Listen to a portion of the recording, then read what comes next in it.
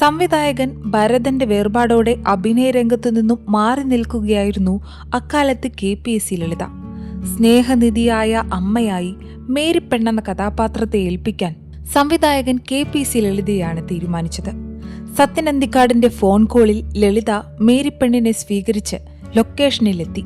രോഗബാധിതയായി ആശുപത്രി കിടക്കയിലാവുന്നതുവരെ KPSC ലളിത അഭിനയ ലോകത്ത് നിറഞ്ഞു നിന്നു. ബിഗ് സ്ക്രീനിലും മിനി സ്ക്രീനിലും ഒരുപോലെ തിളങ്ങിയ അഭിനേത്രിയായിരുന്നു KPSC ലളിത. ബാല്യകാലത്തു തന്നെ കലാലോകത്തെത്തിയ ലളിത ആദ്യകാലങ്ങളിൽ നാടക ഗാനരംഗത്തായിരുന്നു ചുവടുവെച്ചു തുടങ്ങിയത്.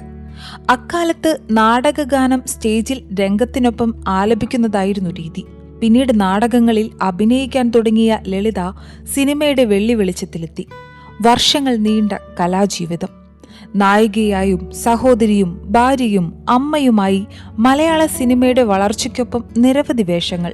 മരണം വരെ അഭിനയത്തോട് അടങ്ങാത്ത അഭിനിവേശം പുലർത്തിയ അനശ്വര കലാകാരിയായിരുന്ന KPSC ലളിതയെ കാലമേറെ കഴിഞ്ഞാലും എങ്ങനെ മലയാള സിനിമാ പ്രേക്ഷകർക്ക് മറക്കാനാകും? അത്രയേറെ വേഷങ്ങൾ, അഭിനയ മുഹൂർത്തങ്ങൾ.